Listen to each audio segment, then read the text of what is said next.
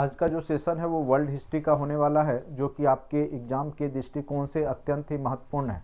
ठीक है, तो निश्चित रूप से आप लोग अच्छे से ध्यान से इसको सुनिएगा और समझने का प्रयास कीजिएगा, क्योंकि यहाँ से निश्चित रूप से ही आपके एग्ज़ाम में क्वेश्चन पूछे गए हैं। टीआरई 1 में भी पूछे गए हैं और टीआरई 2 में भी पूछे गए। ठीक है,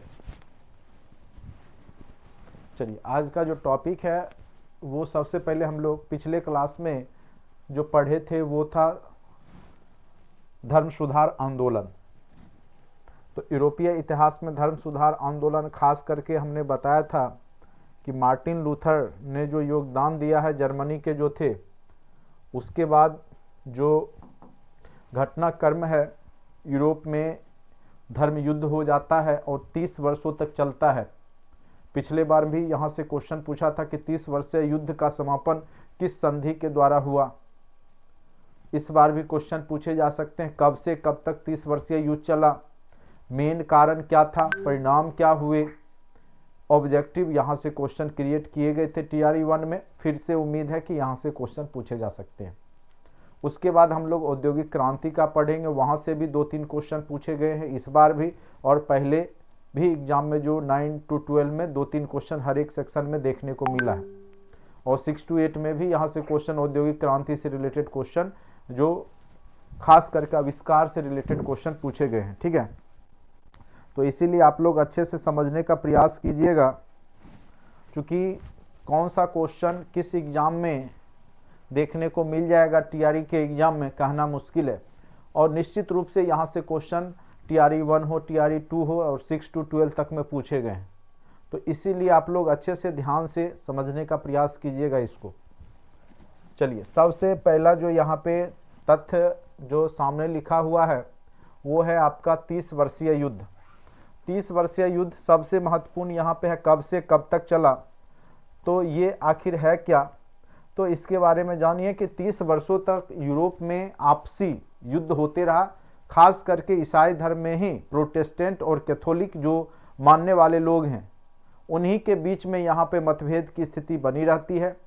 क्योंकि जो कैथोलिक के द्वारा जो है प्रोटेस्टेंट को तो मान्यता दिया गया, लेकिन और भी ईसाई धर्म में सुधार हुए थे, और जैसे एंग्लिकन है, तरह तरह के और भी ईसाई धर्म में सुधार करके नए कह सकते हैं कि एक पंथ का निर्माण वहाँ किया गया था, नए ईसाई धर्म में ही सुधार करके, लेकिन सबको मान्यता नहीं दिया गया था, जिस कारण से वहाँ पर आपस में ही सभी लोग जो है धर्म को लेकर के युद्ध करना शुरू कर देते हैं ईसाई धर्म में ही।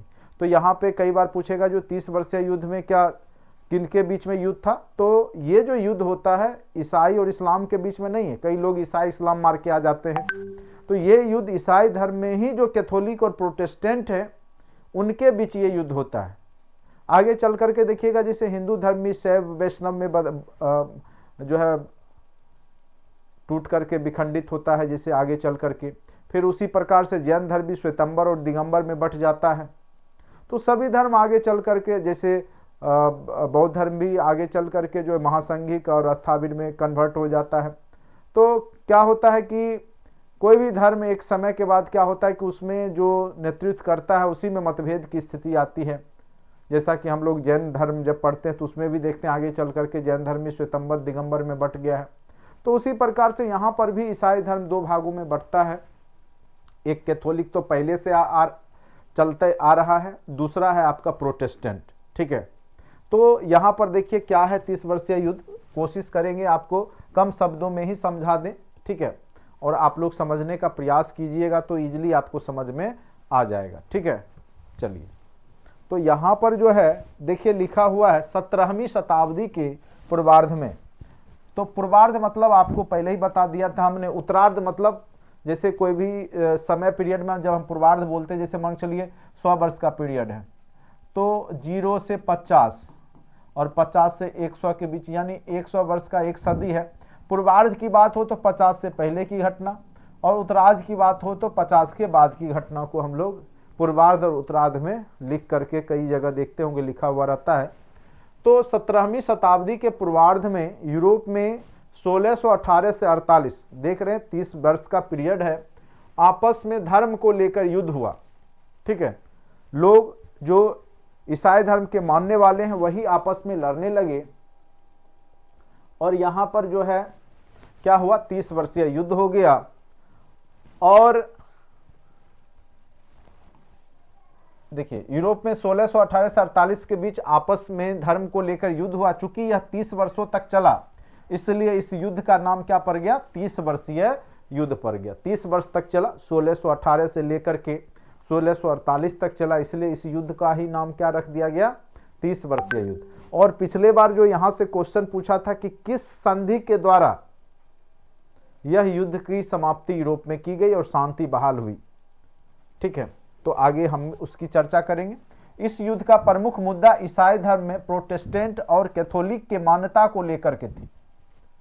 प्रोटेस्टेंट जो कि मार्टिन लूथर के द्वारा जो ईसाई धर्म में सुधार करके जो नया नाम दिया गया है, वहीं कैथोलिक पहले से चला आ रहा था, ठीक है, इनके बीच मान्यता को लेकर है। तथा साथ ही बुर्बो वंश एवं हैब्सबर्ग जो वंश है प्रतिस्पर्धा इस युद्ध में महत्वपूर्ण भूमिका निभाई है। बुर्बो और हैब्सबर्ग जो वंश है वो फ्रांस का वंश है, जो कि आपस में ही धर्म को लेकर के लड़ा है।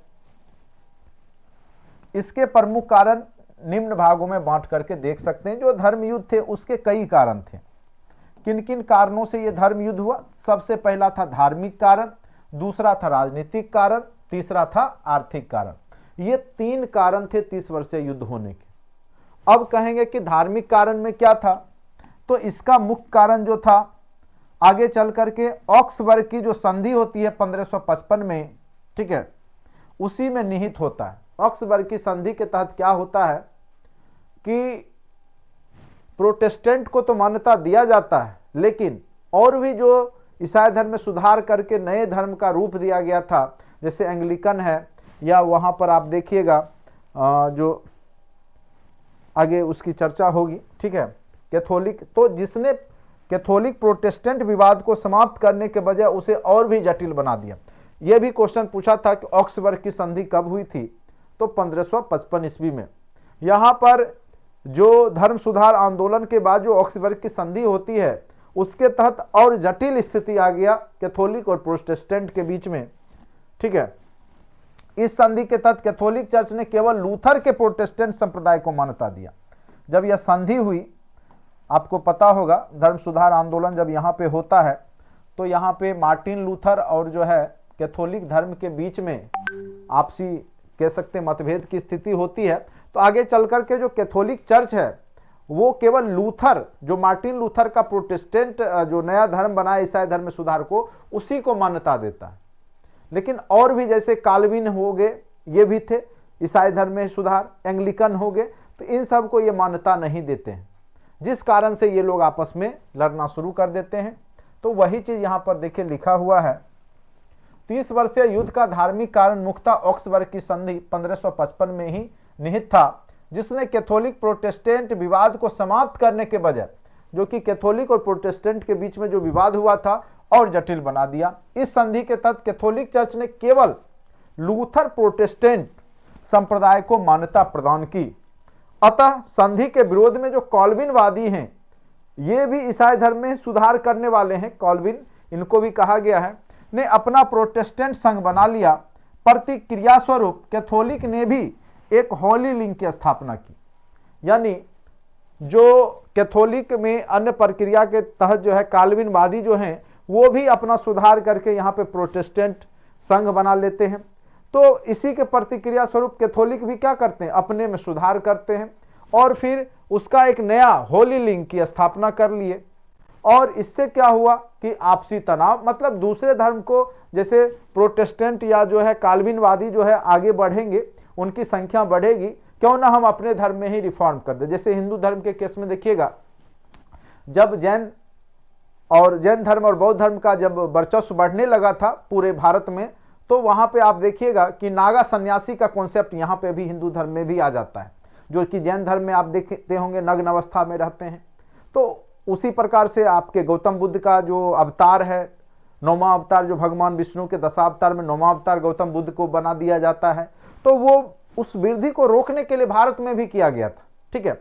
तो आप कहीं ना कहीं देखिएगा तो पूरा विश्व जो धर्म पे घूमा है, धर्म की धुरी पे जो घूम रहा है, अभी भी वर्तमान समय में भी घूम रहा है, तो कहीं नहीं कहीं आप सब में समानता देखने को मिलेगा। ठीक है, जो स्थिति यहां पे होती है कमोबेश वही स्थिति यूरोप में भी रहती है। इस प्रकार ईसाई धर्म में ही आपसी क्या हो गया, तनाव बढ़ गए। ठीक है, अब देखिए राजनीतिक कारण। राष्ट्रीय प्रवृत्ति बढ़ने से क्या हुआ, पवित्र रोमन सम्राट के अधीन अनेक राष्ट्र स्वतंत्र होना चाहते थे, जो कि वहां पे पोप पादरियों का सत्ता था, उसके अधीन थे वो। धार्मिक रूप से मतलब हस्तक्षेप हो रहा था राजाओं के कार्य में। तो यहां पर क्या हुआ कि राजा सब भी अपना अलग स्वतंत्र यानी पोप पादरी से अलग हट करके अपना शासन, स्वतंत्र शासन करना चाहते थे। अतः अपनी स्वार्थ पूर्ति हेतु धर्म का सहारा लिया। जैसे फ्रांस के कैथोलिक बुर्बो ने प्रोटेस्टेंट का नेतृत्व किया। आखिर फ्रांस का बुर्बो जो है, कैथोलिक बुर्बो जो वंश है, वो प्रोटेस्टेंट इसीलिए यहां पे शामिल होता है, प्रोटेस्टेंट का नेतृत्व करता है, क्योंकि वह जो रोम का जो पोप पादरी है उससे अलग हट सके और पूंजीवादी गतिविधि को कर सके। ठीक है, क्योंकि ये जो रोम के जो पोप है कैथोलिक चर्च, वो जो है धार्मिक रूप से वहां पे कब्जा जमाए हुए हैं, बुर्बो जो फ्रांस में है। ठीक है, तो वो लोग चाह रहे हैं कि किसी प्रकार से इससे अलग होकर के जो ये लोग टैक्स नहीं देते हैं और बहुत ज्यादा धार्मिक रूप से कर भी लेते हैं, टाइद नामक कर जो होता है। ठीक है, तो उससे बचने के लिए और अपनी शक्ति बढ़ाने के लिए ये लोग क्या करते हैं, कैथोलिक बुर्बो ने प्रोटेस्टेंट जो नया धर्म बनता है ईसाई धर्म में सुधार के बाद, उसमें नेतृत्व करने लगते हैं। तो जिससे भी क्या होगी, आपसी तनाव की स्थिति यहां पे हो जाएगा कैथोलिक और प्रोटेस्टेंट के बीच में। आर्थिक कारण, यूरोप का बदलता सामाजिक स्वरूप, जैसे पूंजीवादी मनोवृत्ति के साथ पादरी, शासन, धार्मिक वर्ग अपने अपने तरीके से सक्रिय थे। अब देखिए क्या हुआ कि वहां का बदलता स्वरूप भी है, धीरे धीरे लोग आविष्कार भी कर रहे हैं, औद्योगिक क्रांति जैसी स्थिति आ रही है, लोग व्यापार करना चाह रहे हैं, आर्थिक गतिविधि करना चाह रहे हैं, लेकिन वहां पे पादरी जो है, वहां पे धार्मिक वर्ग का जब वर्चस्व रहता है तो वो सही ढंग से नहीं कर पाते हैं। तो इस कारण से भी यहां पे जो है आर्थिक तनाव हो जाता है। तत्कालिक कारण क्या होता है वो देखिए, पवित्र रोमन साम्राज्य अपनी स्थिति सुदृढ़ करने का प्रयास कर रहा था। वस्तुतः बोहेमिया में उत्तराधिकार के संघर्ष ने प्रोटेस्टेंट एवं कैथोलिक अनुयायियों को आमने सामने कर दिया। आखिर जो बोहेमिया है उस पे किसका राज होगा, प्रोटेस्टेंट का होगा कि कैथोलिक के अंदर होगा। फलस्वरूप यूरोप भारी अव्यवस्था का शिकार हुआ तथा एक लंबे संघर्ष में उलझ गया, जो कि 1618 से 1648 तक चली। यही 30 वर्ष का जो युद्ध है, 30 वर्षीय युद्ध के नाम से जाना जाता है। और इसका ये क्वेश्चन आपका भिभिया है, यही क्वेश्चन पूछा था आपका TRE 1 में, किस संधि के तहत, तो वेस्टफेलिया की संधि के तहत जो है आपका 30 वर्षीय युद्ध की समाप्त हुई थी यूरोप में। यही क्वेश्चन आपको TRE 1 में पूछा था, 9th 10th में या 11th 12 में देख लीजिएगा। ठीक है, तो वेस्टफेलिया की संधि अत्यंत छोटे छोटे क्वेश्चन, अभी जो पढ़ेंगे 3-4 क्वेश्चन इस बार भी पूछा है। ठीक है, अभी आएगा क्वेश्चन, हम सामने में आपको बता देंगे कि ये क्वेश्चन पूछा। देखिए TRE 2 में, ये TRE 1 का है, आप लोग खोजिएगा मिल जाएगा। वेस्टफेलिया की संधि, जो लोग एग्जाम दिए होंगे 1-2 नंबर से रह गए होंगे उनको पता होगा ये क्वेश्चन था। ठीक है, और ये नोट्स पहले से है, ऐसा नहीं है कि अभी नया नया अभी हमने इसको लिख दिया है, ऐसी कोई बात नहीं है। आप TRE 1 का ही वॉल्यूम सब चल रहा है। यूरोप में अस्थायी शांति की स्थापना की जा सकी। ठीक है, बस उस समय हैंड रिटन था, अब उसको टाइपिंग करवा दिया हमने। वेस्टफेलिया की संधि के तहत प्रावधान क्या हुआ, जो ऑक्सबर्ग की जो संधि हुई थी 1555 में, उसमें परिवर्तन कर दिया गया। और काल्विन जो वादी हैं, जो कि ईसाई धर्म में ही सुधार करने वाले ये भी हैं काल्विनवादी, इसको भी जो है धार्मिक स्वतंत्रता का अधिकार दे दिया गया, जिस प्रकार से प्रोटेस्टेंट को दिया गया था। धार्मिक अदालतों में कैथोलिक एवं प्रोटेस्टेंट की संख्या बराबर कर दी गई, जिससे कि ये आपस में मतभेद नहीं हो। जनवरी 1624 ईस्वी तक चर्च की संपत्ति पर जिसका अधिकार था उसे स्वीकृति दी गई, लेकिन बाद में हुए परिवर्तनों को अमान्य कर दिया गया। यानी 1624 ईस्वी तक जिस चर्च पे प्रोटेस्टेंट का था तो प्रोटेस्टेंट का रहेगा, जिस पे कैथोलिक का कब्जा था वो कैथोलिक का रहेगा। ठीक है, उसके बाद वाले पे जो कब्जा हुआ था, जैसे प्रोटेस्टेंट पे कर लिए होंगे कैथोलिक या कैथोलिक पे प्रोटेस्टेंट, तो उसकी मान्यता रद्द कर दी गई। ठीक है, तो कुछ ना कुछ देखिए, युद्ध का परिणाम क्या होता है, संधि ही होता है। ठीक है, कोई भी युद्ध समापन संधि के ही तहत होगा, तो संधि हुआ तो कहीं ना कहीं दोनों को यहाँ पे कुछ ना कुछ समझौता करना ही पड़ेगा। इस संधि के तहत 30 वर्षीय युद्ध की समाप्ति की घोषणा की गई। हॉलैंड स्विट्जरलैंड यूरोप के महत्वपूर्ण देश के रूप में स्थापित हुए। परिणाम स्वरूप क्या हुआ, काल्विनवादियों को भी प्रोटेस्टेंट की तरह ही मान्यता और धार्मिक स्वतंत्रता दी गई। राष्ट्र राज्यों का पूर्ण संप्रभुता, और अब पोप हस्तक्षेप नहीं कर सकते थे। अब जो है पोप, जो धार्मिक रूप से जो व्यक्ति हैं पोप, वो राजनयिक कार्यों में भी बाधा पहुंचाते थे, हस्तक्षेप करते थे, वो अब नहीं कर सकते हैं। राजनीति में धर्म का प्रभाव धीरे धीरे समाप्त हो जाएगा। लेकिन फिर से दौर देखिएगा भारत में, तो आप गौर कीजिएगा कि धीरे धीरे फिर से जो है राजनीति में जो भी धर्म का समावेश हो रहा है, तो ये सर्किल चलता रहता है। ठीक है, मनुष्य एक ऐसा प्राणी है कि एक बार समझता है, फिर जो है फिर ना समझ बनता है, फिर उसको समझाया जाता है। ठीक है, तो ये जो चक्र जो है धर्म का जो है ये चलता रहेगा। ठीक है, राजनीति के केंद्र में धर्म आएगा, फिर धर्म दूर जाएगा, फिर केंद्र में आएगा। जैसे इस समय राजनीति में धर्म का प्रभाव क्या हो गया, समाप्त हो गया। ठीक है, युद्ध में घायल युद्धबंदियों, बीमार सैनिकों के इलाज एवं सुरक्षा संबंधी कानून बनाए गए। जर्मनी पर काफी बुरा प्रभाव पड़ा। यूरोप देशों में जर्मनी सबसे पिछड़ा हो गया, और इस प्रकार हमने देखा कि 30 वर्षीय युद्ध कहीं ना कहीं यूरोप की रूपरेखा बदल दिया। और आगे चल करके वेस्टफेलिया की संधि जरूर याद रखिएगा। 30 वर्षीय युद्ध का समापन जो होता है 1648 ईस्वी में वेस्टफेलिया की संधि। शुरुआत ऑक्सबर्ग की संधि 1555 से ही बीजारोपण होता है। तो ये सब क्वेश्चन यहां से 2-3 क्वेश्चन पूछे जाने की संभावना हर समय बनी रहेगी। ठीक है, अब आपका काम है, इसमें ऑब्जेक्टिव क्वेश्चन देख रहे होंगे जो अभी तक हमने पढ़ाया ज्योग्राफी में, हिस्ट्री के जो वर्ल्ड हिस्ट्री में, उसके ऑब्जेक्टिव क्वेश्चन यहाँ पे हमने कलर करके आंसर दे दिया है, जिससे कि आप जब नोट्स पढ़े तो आपको ज्यादा माथा पच्ची करने की आवश्यकता नहीं हो। एक आध क्वेश्चन कहीं अगर मिस्टेक है तो वो सुधार लीजिएगा। बाकी जब मैं इसको ऑब्जेक्टिव कराऊंगा तो आपका कोशिश करूंगा कि सारा करवा दूं। ठीक है, अब जो नया टॉपिक है वो है आपका औद्योगिक क्रांति। ठीक है, क्योंकि आज का जो मेन टॉपिक था 30 वर्षीय युद्ध छोटा सा टॉपिक था, बस वहां जो क्वेश्चन पूछे जाते हैं वो हमने आपको अच्छे से समझा दिया। बस 2-3 क्वेश्चन, किस संधि के तहत शुरुआत हुआ, किस संधि के तहत समाप्त हुआ, कितने वर्ष तक चला और क्यों हुआ। तो मेन तो कारण समझ ही गए, ईसाई धर्म में ही जो प्रोटेस्टेंट है और कैथोलिक के बीच में प्रभाव को लेकर के, अपने अपने शक्ति को बढ़ाने को लेकर के ही यहाँ पे हुआ है। ठीक है, तो वो समझ गए होंगे उम्मीद करते हैं। अब है आपका औद्योगिक क्रांति। ठीक है, एक तरफ भौगोलिक खोज हो रहा है, पुनर्जागरण हो गया। अब धर्म में जो कमियां थी, धार्मिक आडंबर, वो दूर हो चुका है धर्म सुधार आंदोलन के माध्यम से। तो धीरे धीरे अब क्या होगा कि यूरोप में उद्योग धंधा का विकास होगा, और उसी को नाम दिया जाएगा औद्योगिक क्रांति। क्रांति का अर्थ यहाँ पे कोई युद्ध नहीं होता है, बल्कि आमूलचूर्ण परिवर्तन होता है। यानी जब आप कह सकते हैं कि औद्योगिक क्षेत्र में जब आमूलचूर्ण परिवर्तन होगा, तो उसी को दिया गया यूरोप में नाम है औद्योगिक क्रांति। ठीक है, तो ये टॉपिक अभी हम लोग पढ़ेंगे, अच्छे से समझने का प्रयास कीजिएगा आप लोग।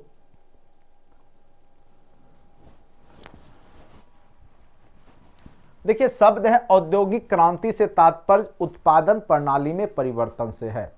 यहां कोई युद्ध की बात नहीं है, केवल उत्पादन जो प्रणाली है उसमें परिवर्तन से है, जिसने पूरे जो है मानव के विविध आयाम, जैसे सामाजिक, आर्थिक, राजनीतिक जो प्रभाव है पूरे समाज को प्रभावित किया।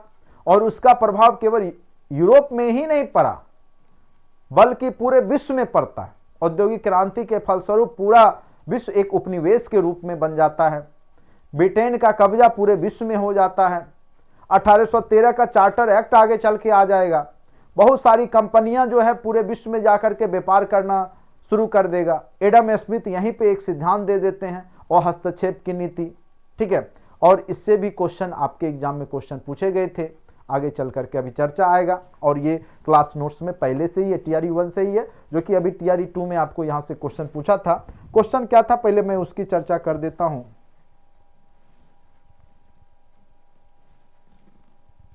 देखिए, ये क्वेश्चन पूछा था आपको, अगर जो लोग दिए होंगे, अगर मैं सही हूं तो ये देखिए लाइन है यहां पे। क्वेश्चन पूछा था कि किसकी पुस्तक है wealth of nation. Wealth of nation किसके द्वारा लिखा गया है? एडम स्मिथ के द्वारा। ये सेम क्वेश्चन है, और यहाँ पे अच्छे से क्लियर आप लोग देख पा रहे होंगे, टोटल क्वेश्चन 6 to 8 हो चाहे 9 10 हो 11 12 हो, टोटल क्वेश्चन क्लास नोट्स में ही आपको दिखाई दे देंगे। आप अच्छे से बस आपको खोजना पड़ेगा। और जब हम पढ़ाते हैं तो इसकी चर्चा बहुत अच्छे से करते हैं, और हस्तक्षेप की नीति बार बार हमने चर्चा किया, ठीक है। और छोटे छोटे जो बात अभी आपको, जैसे हमने 30 वर्ष से युद्ध बताया, ये सब टॉपिक कोई नहीं पढ़ाएगा आपको, गारंटी के साथ मैं बोलता हूं, स्किप करेगा सब। एक चैनल है आपको, बस यहीं पे आपको पूरा विश्व इतिहास की पढ़ाई, मॉडर्न हिस्ट्री की पढ़ाई बीपीएससी पैटर्न पे हम करवा रहे हैं। बाकी आप लोग पढ़े होंगे, अन्य चैनलों को भी पढ़ ही रहे हैं, ठीक है, तो अनुभव कर लीजिएगा। फिर देखिए यहां से जो क्वेश्चन है, ये क्वेश्चन फ्लाइंग शटल, जॉन के, स्पेनिंग जेनी, जेम्स हरग्रीव्स, ठीक है, ये भी क्वेश्चन बार बार पूछे गए हैं। फ्लाइंग शटल के आविष्कारक या जॉन के ने क्या चीज का आविष्कार किया, पूछ देगा। जेम्स हरग्रीव्स ने स्पेनिंग जेनी का आविष्कार किया, ठीक है। उसके बाद हेम्फ्री डेवी ने सेफ्टी लैंप का आविष्कार किया। ये सब क्वेश्चन आपके एग्जाम में पूछेंगे। जॉन के वाला तो क्वेश्चन पूछा ही गया था, टीआरई 1 में पूछा गया था, तो ये नहीं है कि हमने अभी डाल दिया, ठीक है। ये सब हमने शुरुआत से ही दिए हैं नोट्स, क्योंकि कहां से क्वेश्चन आएगा। जैसे पिछले क्लास में हमने धर्म सुधार आंदोलन पढ़ा है, उसके पहले हम जब पुनर्जागरण पढ़ा रहे थे तो उसमें भी जो है एक चित्र वाला जो है, एंजलो वाला जो है, कीर्ति वाला पूछा ही था। तो सारे नोट्स में आपको हमने दिखाया कि सारे क्वेश्चन, जबकि हमने इसको एकदम शॉर्ट में बनाया, कहीं कुछ नहीं है, एकदम आपकी भाषा में, जो जिस भाषा में आप इजीली समझ लेते हैं, और मैंने बस उसी भाषा में समझाने का प्रयास किया है। बाकी विश्व इतिहास जब आप पढ़ेंगे, किताब जब पलटेंगे, तब आपको पता देगा कि कितना बड़ा चीज है, उसको कितना शॉर्ट में हमने कॉन्साइज में समझाने का प्रयास किया है। चलिए, हमारा मेहनत आपको तब पता चलेगा जब कॉन्सेप्ट समझिएगा और एग्जाम में दनादन बनेगा, ठीक है। बहुत लोग जो है कोर्स से जुड़ते हैं, बहुत कम ही लोग जो है जुड़ते हैं। ज्यादा लोग तो जो लोग हल्ला करते हैं वहां पे जाके जुड़ते हैं। सही टीचर के पास जुड़ेंगे तभी आपको सही डायरेक्शन मिलेगा, ठीक है। तो इतना चीज आपको दिखाने के बाद, समझाने के बाद भी आप लोग जो है जुड़ने से कतराते हैं, ठीक है। तो जुड़िए, क्लास से जुड़िए, इससे आपका भविष्य जुड़ा हुआ है, जान लीजिए। चलिए, औद्योगिक क्रांति से तात्पर्य उत्पादन प्रणाली में परिवर्तन से है, जिसने मानव के विविध आयाम जैसे सामाजिक, आर्थिक, राजनीतिक स्थितियों को प्रभावित किया। इस परिवर्तन को क्रांति की संज्ञा इसलिए दिया गया क्योंकि इसने बहुत ही कम समय में पूरे यूरोप के साथ साथ पूरे विश्व को प्रभावित किया, ठीक है। इसकी शुरुआत पूछ देगा, औद्योगिक क्रांति की शुरुआत कब से मानी जाती है, तो याद रखिएगा 17वीं 18वीं सदी में औद्योगिक क्रांति की शुरुआत यूरोप में हुई, और खास करके कहां पे, केंद्र कौन था, तो इसका केंद्र इंग्लैंड था। अगर पूछे पुनर्जागरण का केंद्र कौन था, तो इटली था। लेकिन अगर पूछे औद्योगिक क्रांति का केंद्र कौन था, तो इंग्लैंड था। यहां से भी क्वेश्चन पूछे गए हैं टीआरई फेज में। अब किस में पूछा गया, लेकिन पूछा गया है। तो औद्योगिकरण जो है आपका, औद्योगिक क्रांति, इसका केंद्र क्या है, तो इंग्लैंड, ठीक है। अब देखिए औद्योगिक क्रांति के क्या क्या कारण हैं। तो यहां पे बहुत ही अच्छे से ग्राफ बना करके समझाया गया, चूंकि डिजिटल बोर्ड पे आपको उतना स्पष्ट नहीं दिख रहा होगा, लेकिन जब आप नोट्स पढ़ेंगे तो उसमें दिखेगा। भौगोलिक खोज सबसे पहला कारक, 1453 में कस्तितुनिया का पतन होता है। उसके बाद जो है यूरोपीय लोग समुद्री मार्ग खोजते हैं, तो वही भौगोलिक खोज हुआ। नए नए देश खोजे गए, उसी में आपका भारत भी पहुंचा गया पुर्तगालियों के द्वारा 1498 ईस्वी में। फिर कोलंबस के द्वारा जो है अमेरिका की खोज हुई, ब्राजील की खोज हुई, ठीक है। तो कई देशों का पता लगाया गया। तो भौगोलिक खोज कारक है औद्योगिक क्रांति का। नए नए जो कॉन्सेप्ट है वो लोगों को जानकारी मिली। दूसरा कारण था पुनर्जागरण। जब मध्य एशिया, जो यूरोप और एशिया के बीच का देश है, जहां पे ईसाई धर्मावलंबियों का जब वर्चस्व बढ़ा, तो वहां से जो विद्वान लोग थे वो भाग करके इटली गए, और वो पहले से जो किताब उनके पास था, जो कह सकते हैं प्राचीन यूरोप का, वो लेके गए, ठीक है। ग्रीक रोमन काल के बारे में उन्होंने लोगों को बताया। तो धीरे धीरे वहां पे पुनर्जागरण आया, फिर से जागे, ये भी कारण था। उसके बाद शुरुआत में वाणिज्य व्यापार होता था, राजाओं के संरक्षण में व्यापार किया जाता था, उसको वाणिज्य व्यापार कहा गया है, ये भी कारक था। उसके बाद जब पुनर्जागरण हुआ, भौगोलिक खोज हुए, धर्म सुधार आंदोलन जब हुआ मार्टिन लूथर के द्वारा जर्मनी में, जो कमियां थी धार्मिक कर्मकांड जो चल रहे थे उसको जब दूर किया गया तो लोग परलौकिक से इहलौकिक हुए और सुख सुविधाओं की खोज में निकल गए, सुख सुविधा खोजने लगे, तरह तरह के मशीन बनाने लगे। और जब मशीन बनेगा तो नए नए आविष्कार हो जाएंगे, मशीनों के आविष्कार होंगे। जब मशीन के आविष्कार होंगे पूंजीवादी गतिविधि होगा, आर्थिक गतिविधि बढ़ेगा, तो स्वाभाविक सी बात है कि जो लोग होंगे अपने अपने राष्ट्र को आगे बढ़ना देखना चाहेंगे और राष्ट्रवादी भावनाएं वहां पे जागृत होगी। तो ये सभी कारण औद्योगिक क्रांति के थे। तो हो सकता है क्वेश्चन पूछेगा कि औद्योगिक क्रांति के इनमें से कौन कारण नहीं थे, 4 ऑप्शन दे देगा। तो बीपीएससी क्वेश्चन क्रिएट करता है, इसीलिए आपको हर एक चीज को, तथ्य को समझना चाहिए अच्छे से, ठीक है।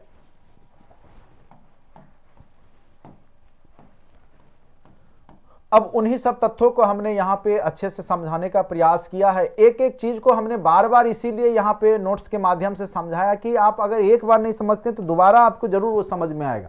पुनर्जागरण के कारण भी औद्योगिक क्रांति हुई। क्यों?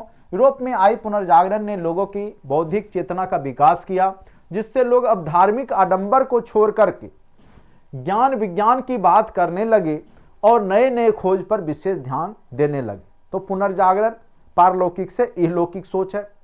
पहले जानो तब मानो वाला कॉन्सेप्ट है। पहले क्या था? पहले मानो तब जानो। अब क्या है? पहले जानो तब मानो, ठीक है। चलिए, भौगोलिक खोज 1453 में जब कस्तितूनिया का पतन हुआ, समुद्री मार्ग की खोज करने लगे लोग, जिससे उनका व्यापार एशिया और अन्य अफ्रीकी देशों तक बढ़ा।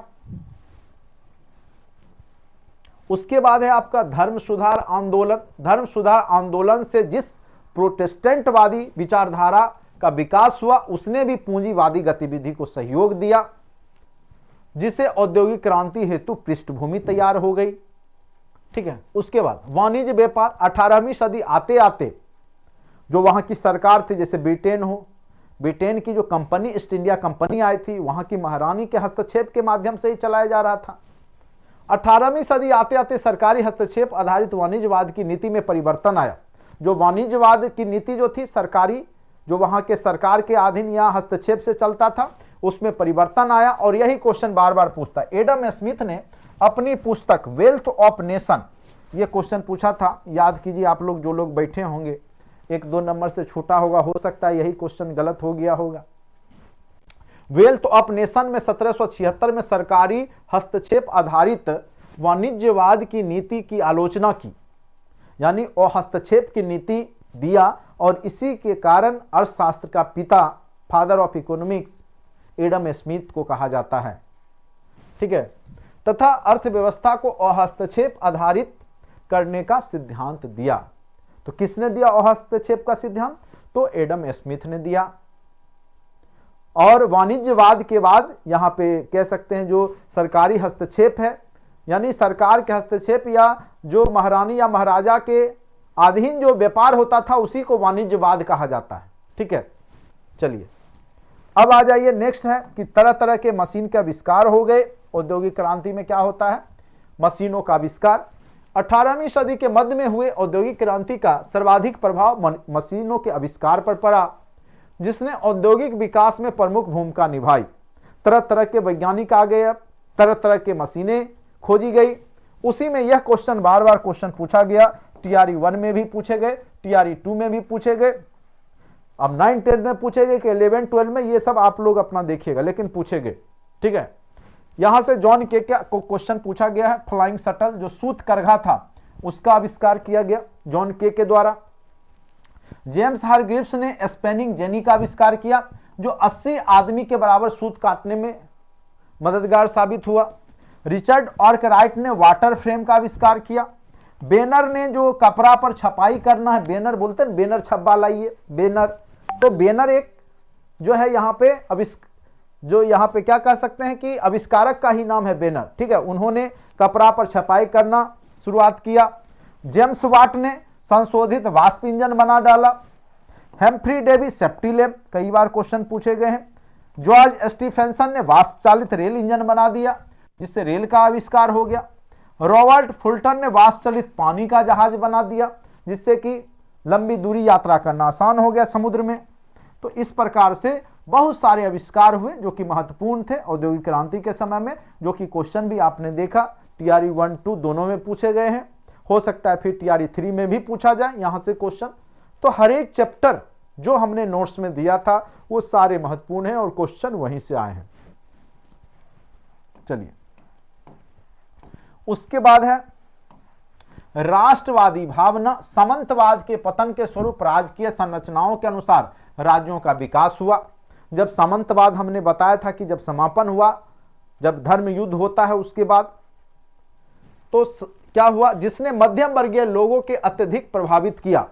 अब वे स्वतंत्र रूप से व्यापार पर ध्यान केंद्रित करने लगे और इनकी सहायता हेतु तो वहां की सरकार सैन्य सहायता और युद्धों के लिए तैयार रहती थी, जिससे इनके अंदर राष्ट्रवादी विचार का जन्म हुआ और जिसने औद्योगिक विकास में प्रमुख भूमिका निभाई।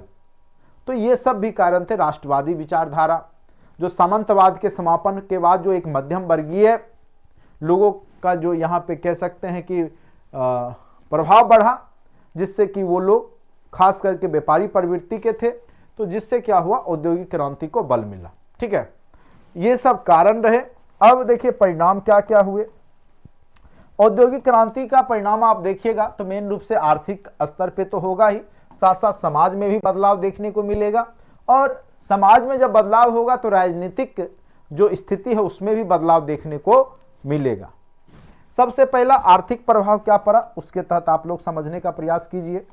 आर्थिक प्रभाव क्या होगा, जो अब भर दिन में लोग चरखे से काट करके 1 मीटर कपड़ा बना रहे हैं, अब वहां पे जो है 1000 मीटर कपड़ा बन रहा है, तो उत्पादन में तीव्रता आएगी, स्वाभाविक सी बात है। उत्पादन की पद्धति में परिवर्तन होगा, पूंजीवाद का जन्म होगा। जो उद्योगपति हैं उनके पास पूंजी बढ़ना शुरू हो जाएगा।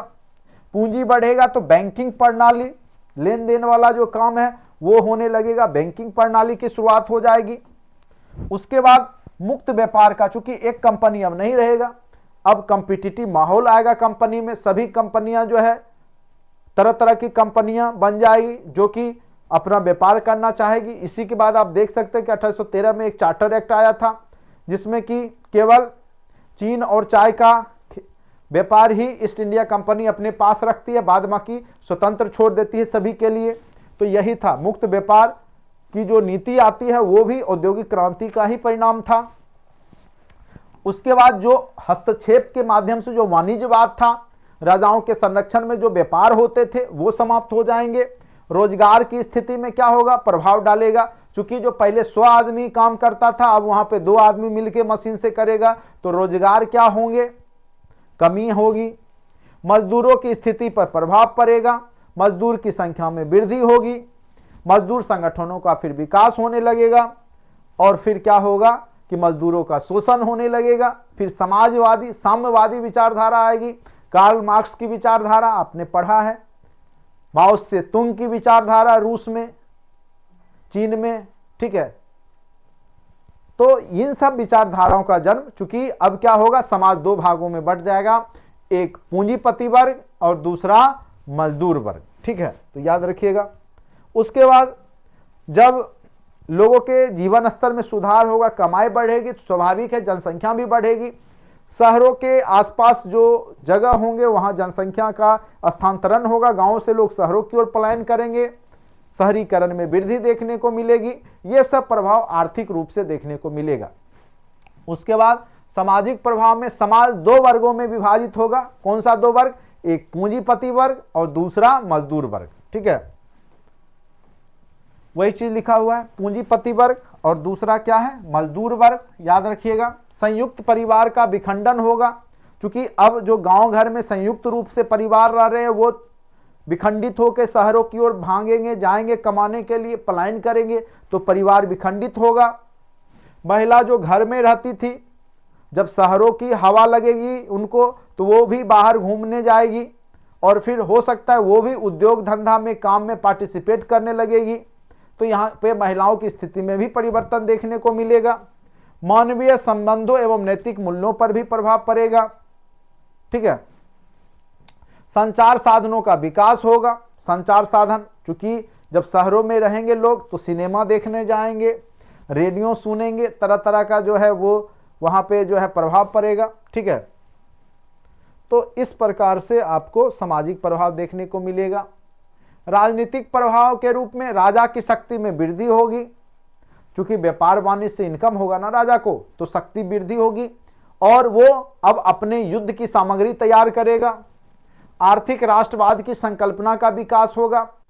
प्रजातंत्र की मांग में वृद्धि हो जाएगी। सभी देश, चूंकि अब यहां पे एक मध्यम वर्गीय जो लोग हैं, ठीक है, उनकी वृद्धि हुई है, तो स्वाभाविक सी बात है प्रजातंत्र की मांग होगी। समाजवाद और उदारवाद जो विचारधाराएं हैं उसका विकास देखने को मिलेगा।